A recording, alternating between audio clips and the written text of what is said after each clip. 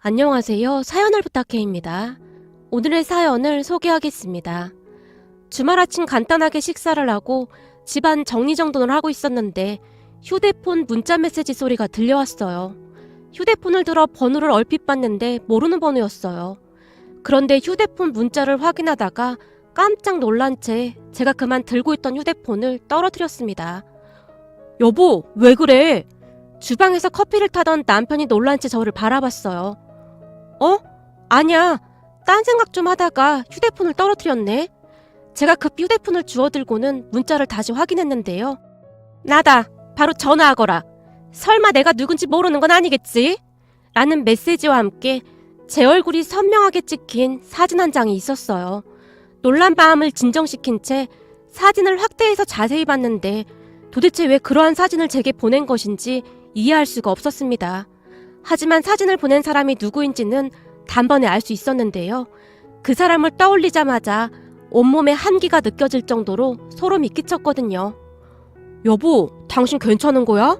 아무래도 당신 안색이 너무 안 좋은데? 혹시 어디 아픈 거 아니야?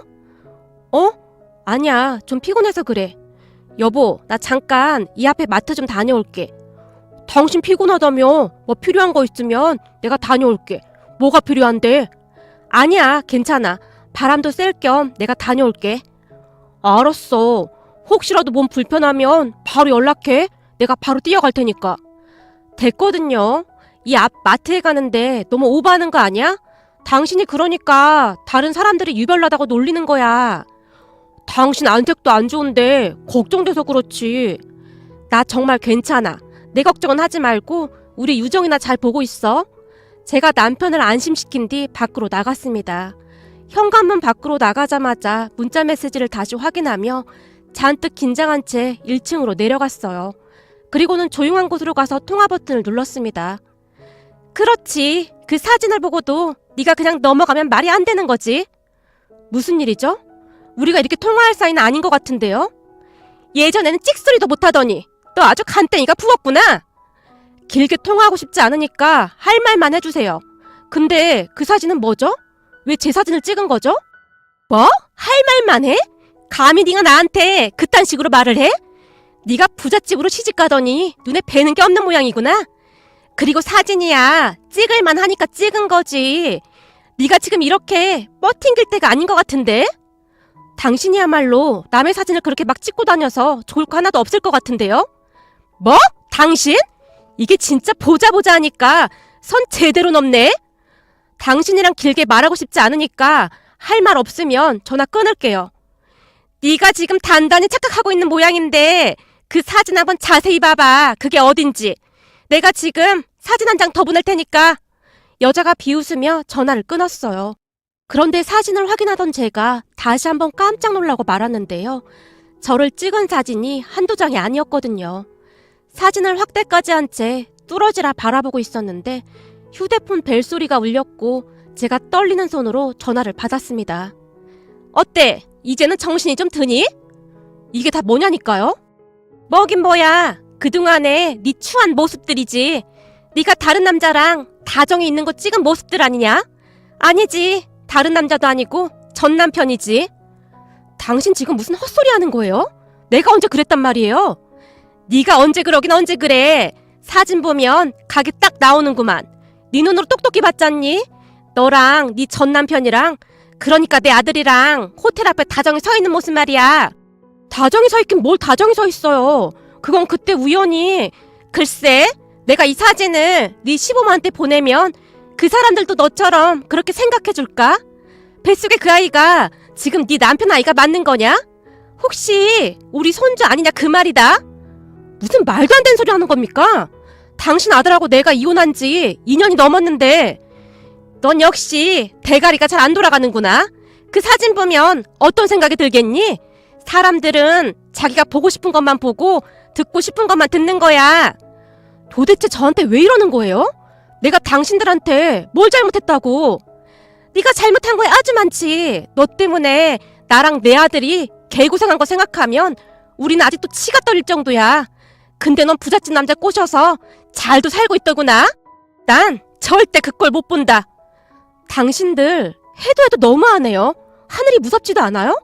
당신이 우리 엄마랑 나한테 어떻게 했는데 또다시 이런 짓을 할 수가 있는 거죠? 네가 지금 그럴 때가 아닌 것 같은데.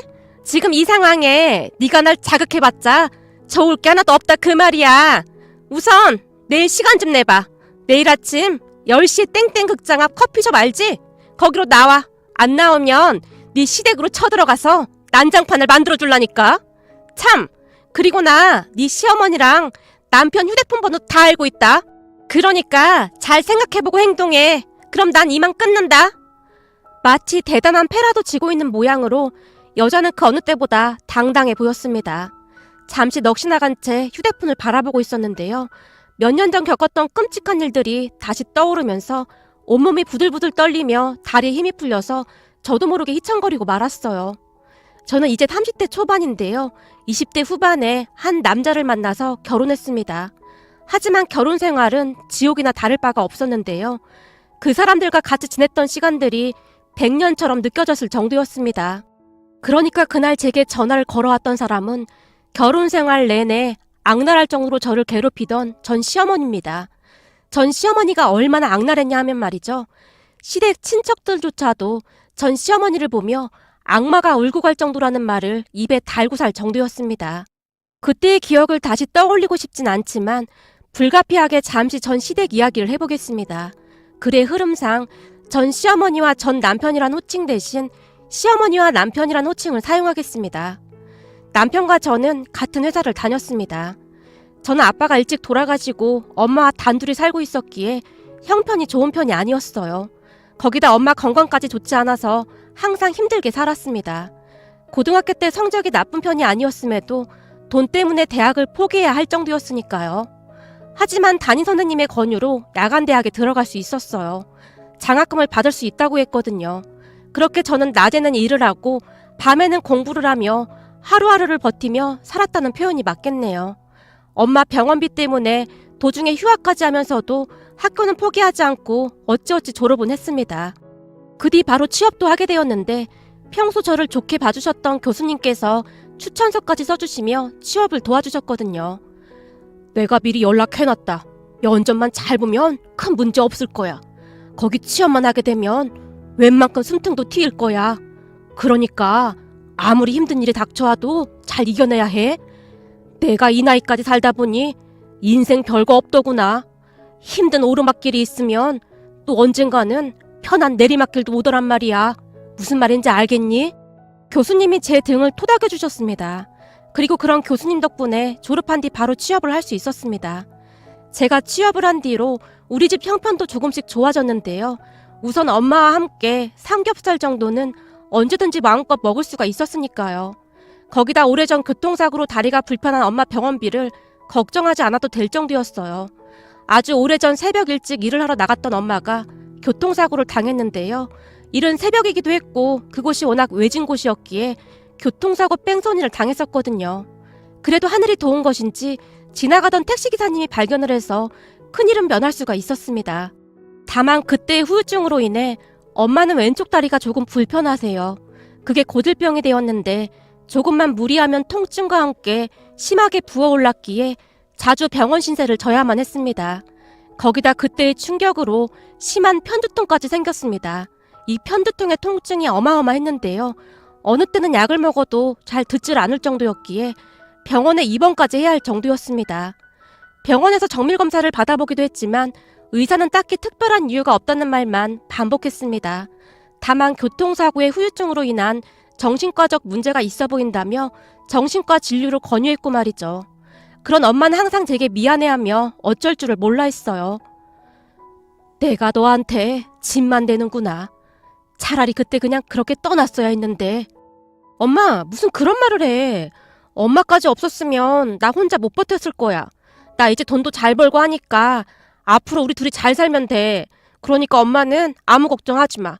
그리고 저번처럼 나 몰래 어디 일하러 다니고 그러면 절대 안 돼. 엄마 저번에도 입원해서 한참 고생했었잖아. 비록 몸이 불편한 엄마였지만 저는 엄마가 있는 것만으로도 그렇게 든든할 수가 없었거든요. 그러던 어느 날 회사에 출근을 했는데 제자리에 꽃이 한 다발 놓여 있었어요. 어머 현지씨, 남친 생겼어? 근데 어쩜 그렇게 시치미를 뚝 떼고 있을 수가 있어? 아니에요, 대리님. 저 남자친구 없어요. 남자친구 없는데 현지 씨 책상에 이런 꽃다발이 놓여 있어? 이거 순딩인 줄 알았더니 알고 보니 고수였구나? 진짜 아니에요. 저는 무슨 양문인지 모르겠어요. 제가 당황한 채 급히 꽃다발 안에 있던 카드를 확인하고 있었는데요. 뭐라고 써 있어? 진짜 궁금하다. 난 살면서 이런 꽃다발 한 번도 못 받아봤거든. 네? 아, 그게 그냥 별 내용 없어요. 이름도 없고 한 거 보니 잘못 온 게 아닌가 싶은데요? 진짜? 뭐야, 설마 잘못 왔겠어? 같은 팀 대리님이 부러운 듯이 바라봤어요. 그런데 그 뒤에도 제 책상에는 꽃부터 이것저것들이 자주 올려져 있었습니다. 누가 올려두는 것인지 궁금하긴 했지만 누구인지 모른 채 한 달이란 시간이 지나갔어요. 그러던 어느 날 아침 일찍 회의가 있어서 준비를 하기 위해 평소보다 훨씬 이른 시간에 회사에 출근을 했는데요. 아마도 그 시간이 새벽 5시 30분 정도였던 것으로 기억이 납니다. 제가 사무실에 들어서자 제 책상 앞에 있던 누군가가 놀란 채 책상 밑으로 급히 숨는 게 보였어요. 제가 뚜벅뚜벅 걸어가서는 책상 밑을 봤는데 기획팀 최 대리님이 있는 게 아니겠습니까? 현지씨, 안녕? 최 대리님은 정말 많이 놀랐던 모양으로 어쩔 줄을 몰라 하고 있었어요. 대리님, 그럼 설마 대리님이 맨날 제 책상 위에 올려놔 주신 거예요? 그게 말이야, 내가 여자친구를 사귀어 본 적이 없는데. 그리고 그 뭐더라? 진짜 미치겠네. 말을 하던 도중 저와 눈이 마주친 최 대리님이 뒤도 돌아보지 않고 주랭랑을 쳤어요. 근데 그 모습이 왠지 모르게 순수해 보였다고 해야 할까요? 대학을 다닐 때 몇몇 남자들이 사귀자고 했을 때도 있었지만 대부분의 남자들이 허세만 가득했었거든요. 그런 남자들에 비해 최 대리님은 순수해 보이기까지 했습니다. 그 이후로 최 대리님은 회사에서 저랑 눈도 못 마주쳤어요. 혹여나 저를 보기만 해도 얼굴이 시뻘겋게 변해서는 급히 자리를 피하기 바빴으니까요. 그렇게 한 일주일 정도가 지났을까요? 최 대리님이 제게 문자를 보내왔어요. 저기 나랑 식사 한 번만 같이 해줄래요? 싫은데요? 라고 제가 답변을 보냈고요. 아, 역시 그렇죠. 현지 씨 같은 사람이 저를 만나줄 리가 없겠죠. 그동안 미안했습니다. 저기 대리님, 꼭 한 번만 식사해야 하는 거예요? 네? 그건 아닌데 그럼 식사를 몇 번이나 하면 좋을까요? 최 대리님은 정말 특이하다 못해 완전 쑥맥인 그런 사람이었습니다. 그리고 저는 최 대리님의 그런 허당스러운 모습에 끌렸던 게 아니었나 싶네요. 적어도 거짓말을 하거나 할 사람 같아 보이지는 않았거든요. 그 뒤 최 대리님과 몇 번 식사를 하면서 우리는 점점 가까워졌습니다. 최 대리님은 제가 생각했던 것보다 훨씬 순수하고 깨끗한 사람처럼 보였어요. 특히나 최 대리님은 모든 것을 제게 물어보고 결정하곤 했는데요. 하물며 식당을 예약할 때도 나 여기 가고 싶은데 괜찮을까? 예약해도 돼? 라며 항상 제게 묻곤 했으니까요. 그때 당시에는 저를 존중해서 그런 것이라고 생각했었는데 지금 생각해보면 약간의 결정장애 같은 것이 있었던 것은 아니었나 싶네요. 그런데 무엇보다도 제가 남편과 결혼을 결심하게 된 결정적인 이유는 남편이 몸이 불편한 우리 엄마를 정말이지 끔찍하게 챙겼거든요. 평생을 엄마와 단둘이 외롭게 살아왔던 저는 남편의 따뜻한 마음에 감동까지 받았습니다. 우리는 그렇게 결혼까지 약속했고 결혼하기 위해 시댁에 첫 인사를 가게 되었어요. 그런데 시어머니는 대단하다 못해 어마어마한 사람이었어요. 그러니까 한마디로 표현하자면 드라마에서나 나올 법한 그런 악랄한 시어머니 캐릭터였다고 해야 할까요?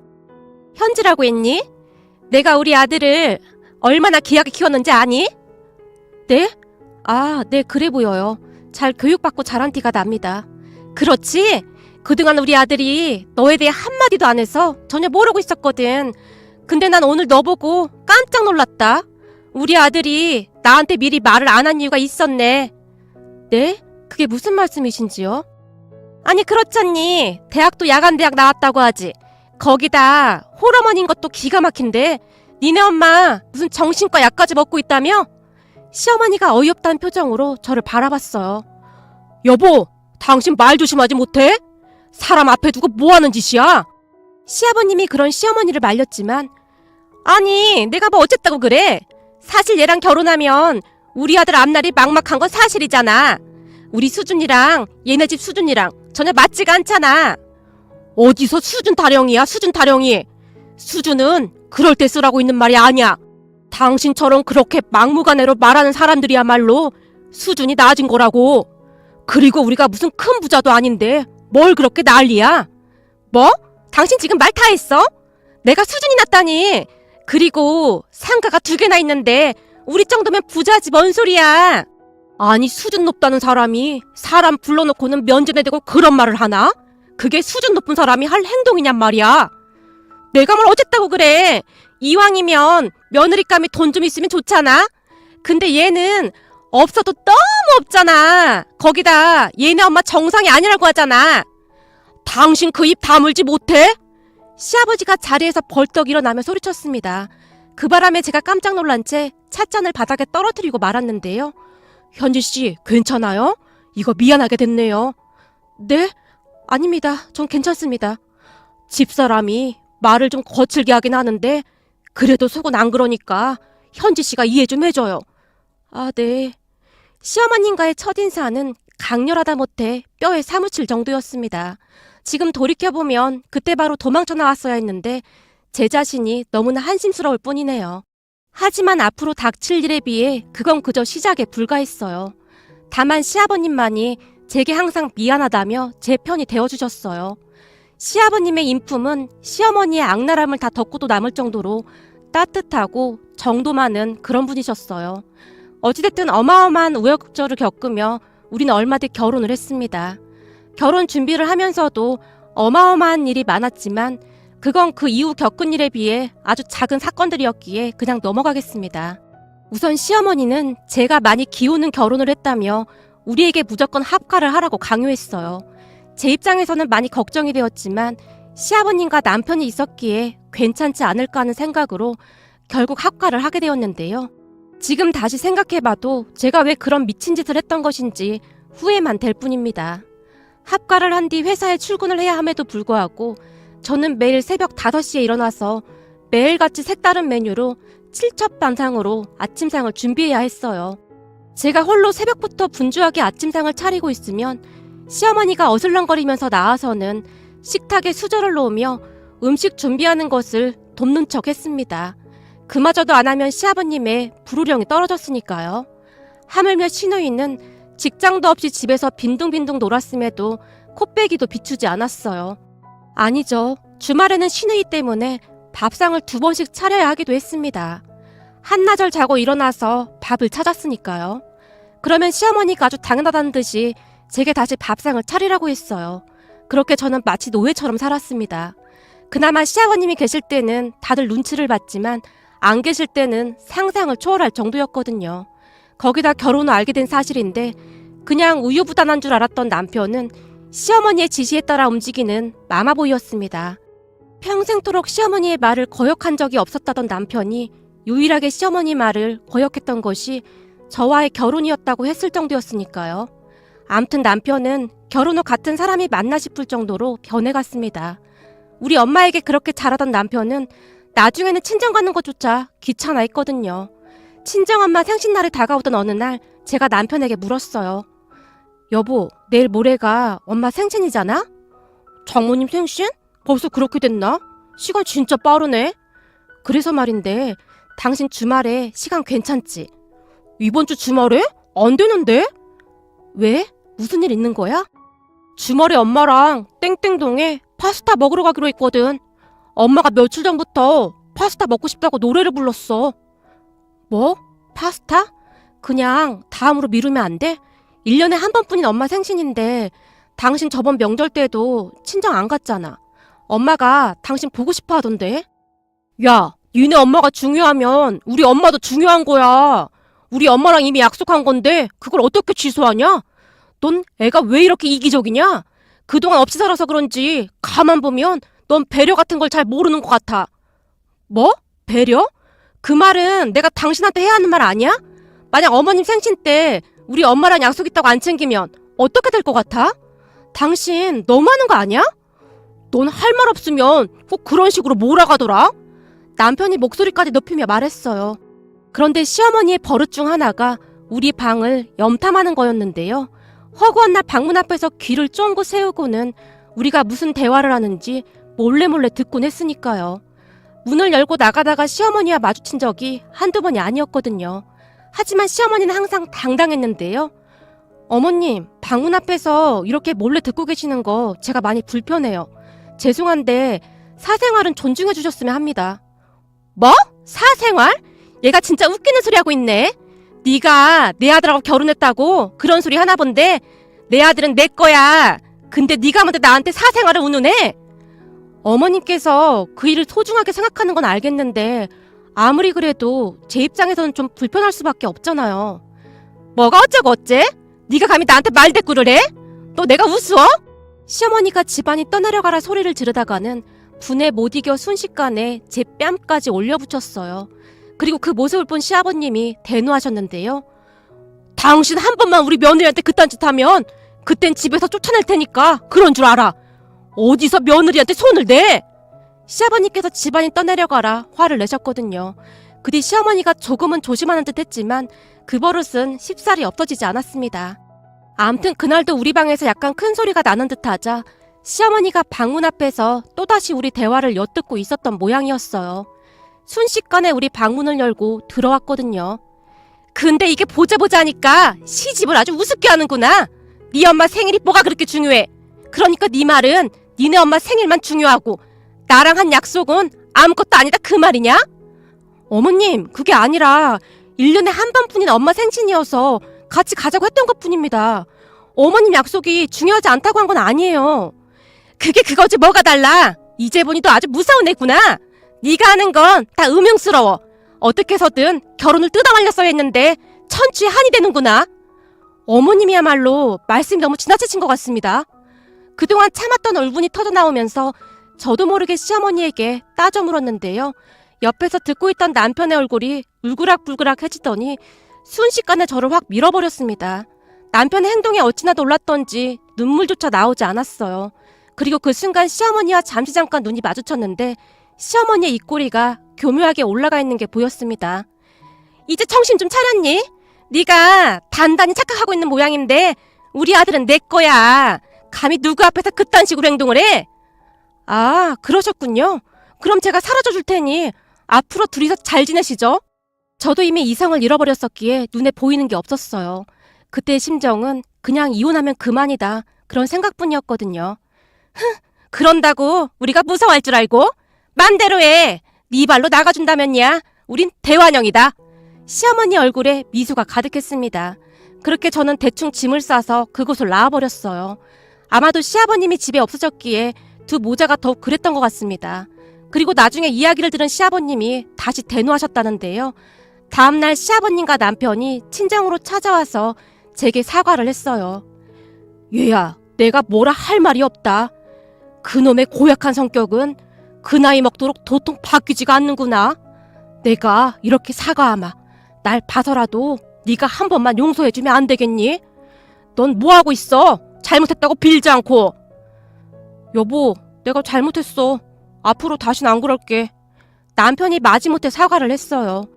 시아버님의 진심 어린 사과에 저는 다시 시댁으로 들어가게 되었어요.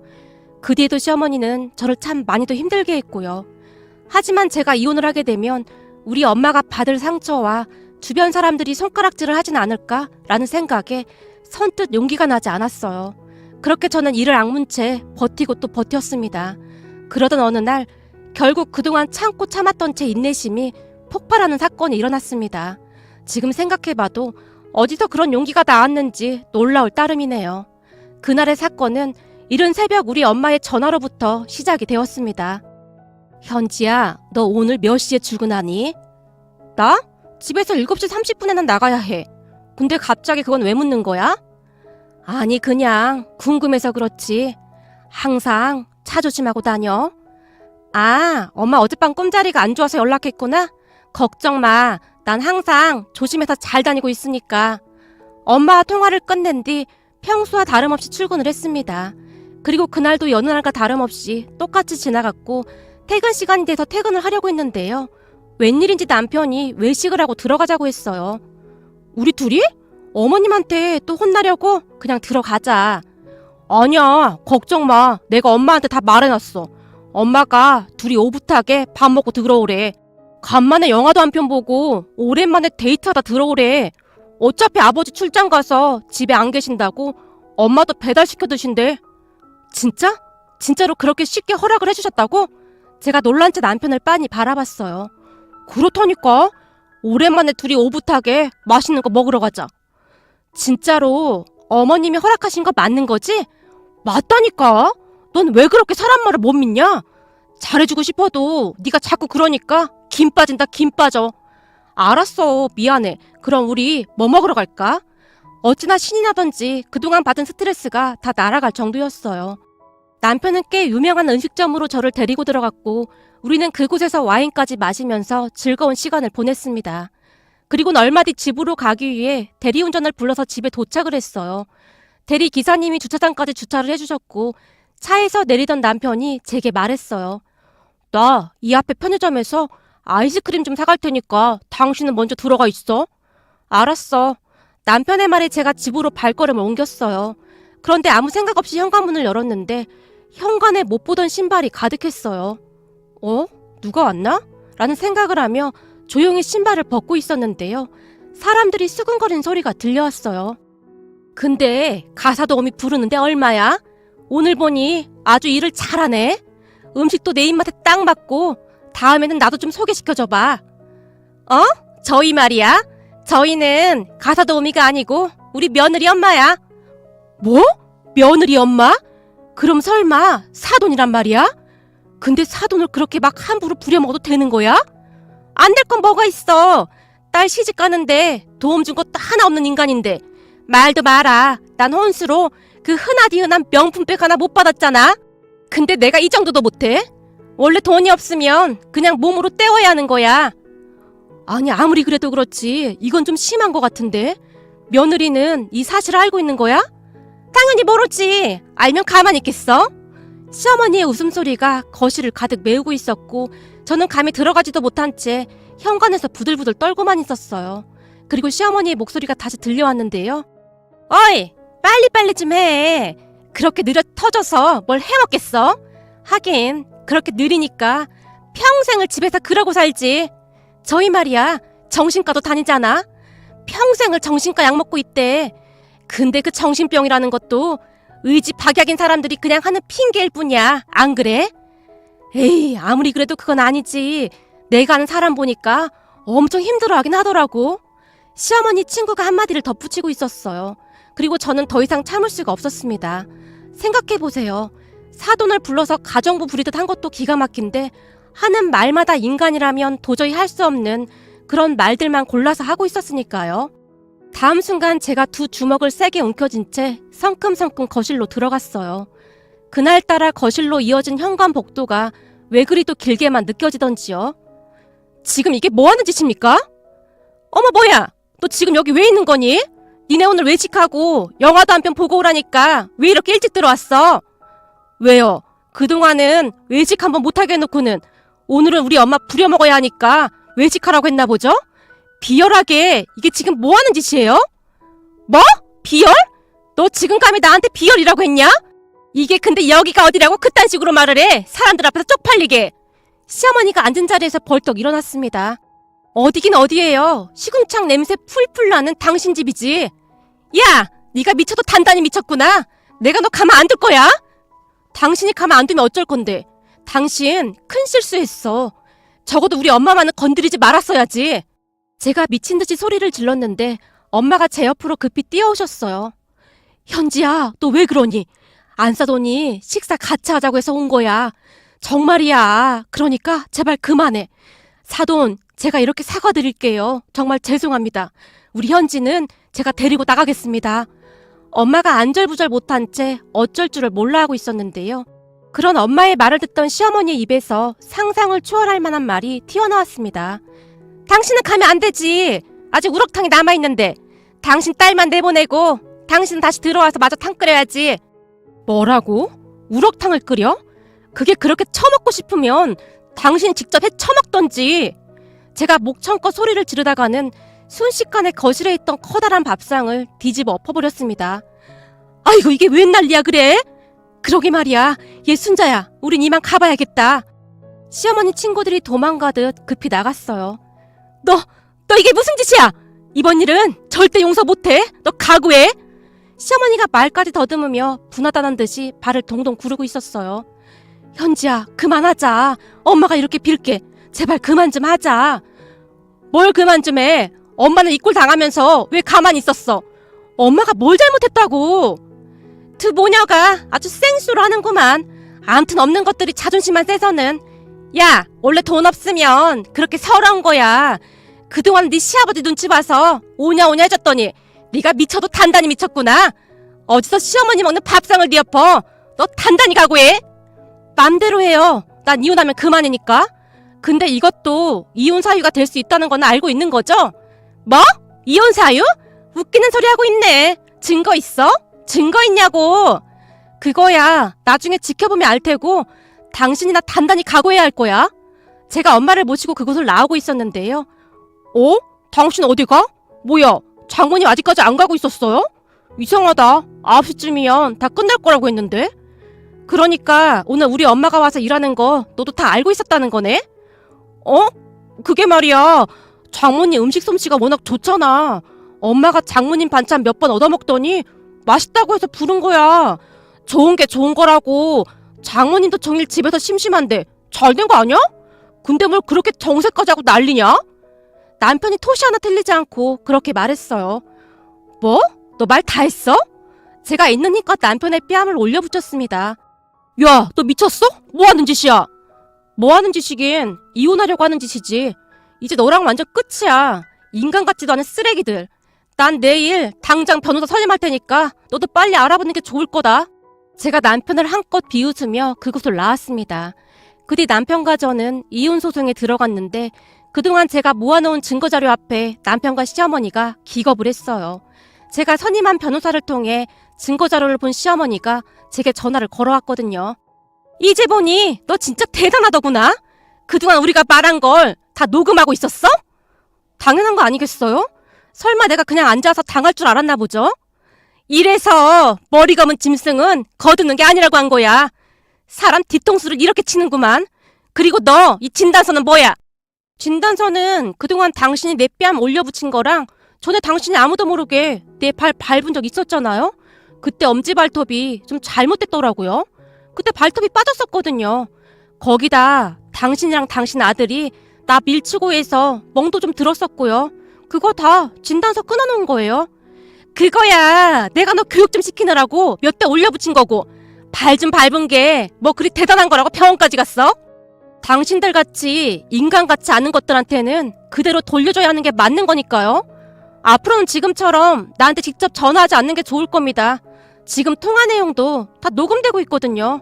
참, 그리고 당신 아들한테 문자로 욕 좀 그만하라고 하세요. 그것도 다 증거자료가 되니까. 증거는 지금도 차고 넘치는데 왜 자꾸 증거를 더 못 줘서 난린지 모르겠어. 야, 너 각오해. 내가 너 가만 안 둘 테니까. 그 순간 우당탕탕 소리가 나면서 전화가 끊어졌는데 아무래도 시어머니가 휴대폰을 집어 던진 것 같았어요. 그렇게 며칠이 지난 어느 날 시아버님이 다시 찾아왔습니다. 네가 녹음한 것들 다 들었다. 어떻게 인간이 그럴 수가 있는 것인지. 사돈이랑 너한테 내가 감히 얼굴을 못 들겠구나.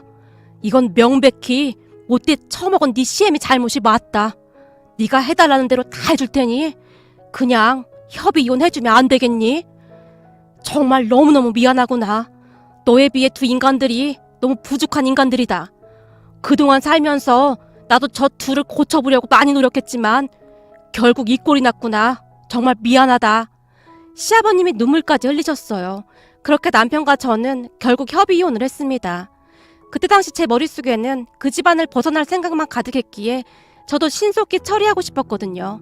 하지만 시아버님은 저와 우리 엄마에게 정말로 많이 미안해하셨고 제 만류에도 불구하고 시아버님 이름으로 되어 있던 아파트 하나를 제게 넘겨주셨어요. 그동안 네가 고생한 것에 대한 보상은 안 되겠지만 이래야 내 마음이 좀 편할 것 같구나. 정말 미안하구나. 시아버님은 그 한마디만 남기신 채 조용히 일어나셨어요. 제 첫 결혼 생활은 그렇게 끝나버렸습니다. 글을 쓰고 있는 지금 이 순간에도 손이 덜덜 떨려올 정도네요. 그런데 제 순환은 거기서 끝나지 않았습니다. 그나마도 예전에 사고 후유증으로 힘들어하던 엄마가 더욱 힘들어하셨거든요. 아마도 그때 너무나 큰 충격을 받으신 듯 했어요. 그 뒤 엄마는 심한 두통으로 인해 병원에 입원해 있는 날이 더 많아졌습니다. 제가 출근을 해야 했기에 오히려 입원을 하는 게 마음이 더 편하기도 했어요. 엄마가 자주 입원을 함에 따라 저도 바빠졌는데 회사가 끝나자마자 병원으로 퇴근을 해야 했거든요. 그런데 그 병원에서 제 운명이 뒤바뀌게 될지 누가 알았겠어요. 엄마가 3주 넘게 입원을 했었기에 저도 병원에서 살다시피 했는데요. 그러면서 같은 병실에 입원해 있던 한 아주머니와 친해지게 되었어요. 따님이 아주 효녀네요. 얼굴도 예쁜데 하루도 안 빠지고 엄마 옆에 딱 붙어 있네요. 아닙니다. 제가 지은 죄가 많았어요. 이렇게 착한데 죄는 무슨 죄예요? 아주머니가 저를 빤히 바라봤어요. 그러다가 그 아주머니와 이런저런 이야기를 나누게 되었는데요. 그때 당시 저도 왜 그랬는지는 잘 모르겠습니다. 어느 순간 그 아주머니에게 제 속 이야기를 다 털어놓고 있더라고요. 제 이야기를 아무 말 없이 다 듣고 있던 아주머니가 긴 한숨을 내쉬었어요. 세상은 참 불공평한 것 같아요. 현지 씨가 우리 며느리였다면 난 맨날 업고 다녔을 텐데. 아닙니다. 이 모든 게 다 제가 부족해서 생긴 일인걸요. 현지 씨, 그건 현지 씨 잘못이 아니에요. 그러니까 너무 자책하지 마요. 앞으로 살아갈 긴 인생이라는 곳에서 잠깐 길을 잘못 들은 것 뿐이에요. 이제 다시 길을 찾아서 뚜벅뚜벅 걸어가기만 하면 되는 겁니다. 정말 그럴까요? 근데 저는 자꾸만 움츠러들기만 하네요. 사실 우리도 어마어마한 사연이 있었거든요. 현지 씨 사연은 우리 며느리에 비해 아무것도 아니네요. 우리 며느리는 저런 예쁜 딸을 두고 다른 남자랑 바람나서 집을 나갔거든요. 네? 바람이요? 예, 바람이요. 우리도 참 기가 막힐 뿐인데 그게 벌써 1년도 넘은 일이네요. 엄마란 인간이 갑자기 집을 나갔으니 우리 손녀가 나한테서 한시도 떨어지질 않으려고 합니다. 내가 이렇게 데리고 있다가 우리 아들이 퇴근하고 오면 데려가고 있는데 그마저도 안 떨어지려고 해서 마음이 너무 아프네요. 아주머니가 근심 가득한 눈빛으로 손녀를 바라봤어요. 그때 아주머니와 저는 더 가까워졌는데요. 사람 인연이라는 게 있기는 있는 모양인지 아주머니 손녀가 저를 그렇게 잘 따랐어요. 참 이상하네. 우리 유정이가 낯을 많이 가리는데 현지 씨는 마음에 드나 보네요. 현지 씨가 언제 오냐면서 하루 종일 병실문만 바라보고 있더라고요. 그러게요. 저도 유정이가 너무 예뻐서 자꾸 보고 싶어요. 눈이 어쩜 이렇게 맑을 수가 있을까요? 제가 아주머니 손녀를 꼭 안아주며 활짝 웃었습니다. 이쯤에서 다들 짐작하셨겠지만 맞습니다.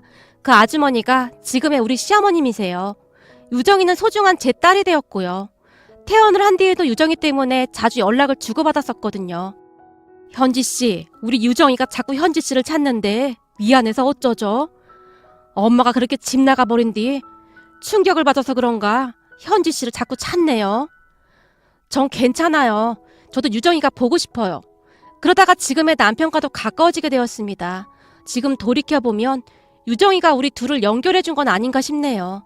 유정이는 지금도 제게서 잘 떨어지지 않을 정도로 잘 따르고 있습니다.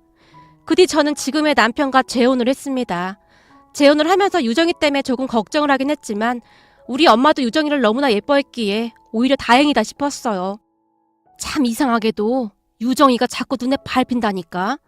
어찌나 보고 싶은지 몰라. 유정이도 우리 엄마를 참 좋아했고요. 그렇게 우리 가족은 하루하루 행복한 시간을 보내고 있었습니다. 거기다 몇 달 전에 모두의 축복 속에 제가 임신까지 하게 되면서 구름 위를 걷는 그런 기분이었어요. 그런데 마치 제가 행복한 것을 절대 두고 볼 수 없다는 듯이 전 시어머니가 제게 문자를 보내서 협박 아닌 협박을 해온 거였습니다. 전 시어머니가 보낸 사진을 한동안 바라보고 있었는데 문득 얼마 전에 전 남편과 마주친 기억이 떠올랐어요. 그날은 친구들과 약속이 있어서 그 호텔 근처를 지나가던 참이었는데 어디서 나타났는지 갑자기 전 남편이 제 어깨까지 감싸 안으며 아는 척을 했거든요. 지금 뭐 하는 짓이야? 전 남편을 만났는데 뭘 그렇게 노려보냐? 그나저나 너 재혼했다며? 내가 우연히 들어보니 재혼한 남자가 엄청 부자라며? 너 능력도 좋다. 어떻게 만나는 사람마다 부자만 만나냐? 아니지. 부자 남편 만나서 또 예전처럼 돈 뜯어내고 톡 끼려고 그러는 건가? 너랑 할 말 없어. 앞으로 길거리에서 마주쳐도 절대 아는 척하지 마. 라며 제가 급히 발걸음을 재촉했습니다. 다행히 전 남편이 더 이상 쫓아오진 않았었는데 아무래도 그때 찍힌 사진인 듯 했어요. 하지만 그 사진을 가지고 뭘 어떻게 하겠다는 것인지 도무지 이해가 되지 않았어요. 그렇게 제가 전 시어머니를 만나러 갔습니다. 도대체가 또 무슨 소리를 할지 몹시 궁금했거든요. 너 완전 팔자 제대로 고쳤더라. 우리 집에서 아파트 뜯어가 놓고 또 부잣집 남자랑 결혼했던데 거기서는 뭘 뜯어내려고 그러는 거냐? 저 바쁘니까 할 말만 해주세요. 지금 네가 그렇게 말할 때가 아니지. 네가 전 남편이랑 이러고 있는 사진을 네 남편이랑 시부모가 보면 아주 칼간도 아니겠다. 그런 부잣집에서 널 좋게 볼 리가 없잖니? 혹시 말이야 네 뱃속에 있는 애가 우리 아들 애는 아닌 거냐? 도대체 뭔 말을 하는 겁니까? 당신 아들이랑 나랑 헤어진 지 2년이 넘었는데 그거야 아무도 모르는 일 아니겠냐? 우리 아들 말로는 우리 몰래 너랑 계속해서 만나왔다고 하던데. 진짜 더 이상 못 들어주겠네요. 전 이만 가보겠습니다. 너 그렇게 가버리면 내가 네 시댁으로 쫓아가서 다 말할 거다. 그동안 내 아들이랑 내가 네 시댁까지 다 알아놨거든. 지금 네가 상황 파악이 안 되는 것 같은데 그 집 전 며느리도 바람나서 집 나갔다며? 그런 사람들은 한번 당한 게 있어서 이런 거에 무지 예민하거든. 그리고 이게 진실이든 아니든 그게 중요한 게 아니다 이 말이야.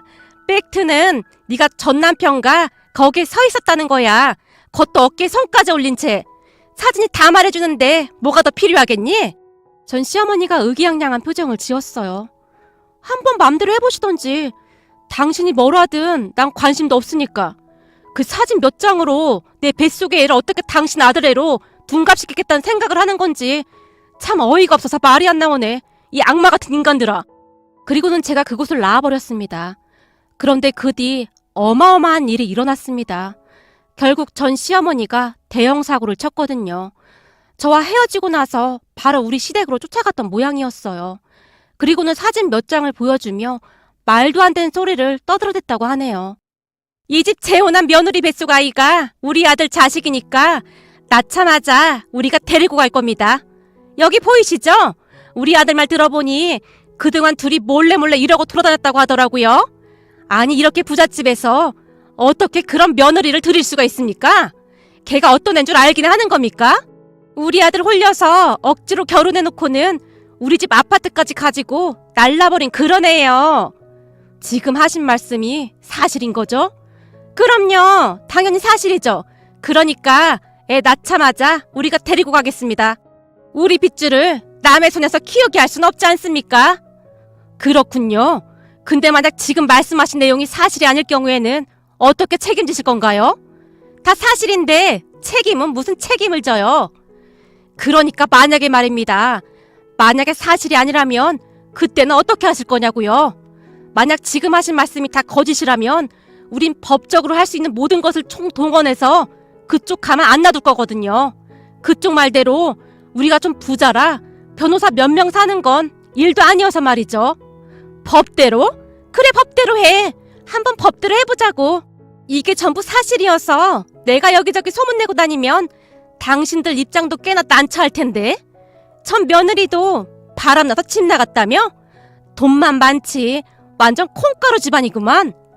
전 시어머니가 시부모님에게 고래고래 소리까지 질렀다고 하네요. 시어머님께서 제게 전화하셨기에 남편과 저도 급히 시댁으로 출발했고 제가 전 시아버님에게도 전화를 해서 그 사실을 알렸어요. 이게 미쳐도 단단히 미친 거야. 이제 나도 더 이상 못 참아. 전 시아버님께서 우리 시댁으로 쫓아오셨는데 전 시어머니는 그때까지도 못 나간다며 버팅기고 있었어요. 난 쟤 잘 사는 꼴 절대로 못 봐. 그쪽 아들이랑 쟤랑 이혼시킨다고만 하면 바로 간다니까. 우리 아들이랑 내가 쟤 때문에 지금 어떻게 사는 줄 당신들이 알기나 해? 당신 그만하지 못해? 당신 진짜 제정신이 아니구만. 어떻게 이런 짓을 할 수가 있어? 당신은 왜 내 편 안 들어주고 저런 미친 거 편만 들어주냐고. 저런 것 때문에 어떻게 나한테 이럴 수가 있느냔 말이야. 쟤는 잘 먹고 잘 사는데 당신이 쟤한테 준 아파트도 빨리 돌려받아.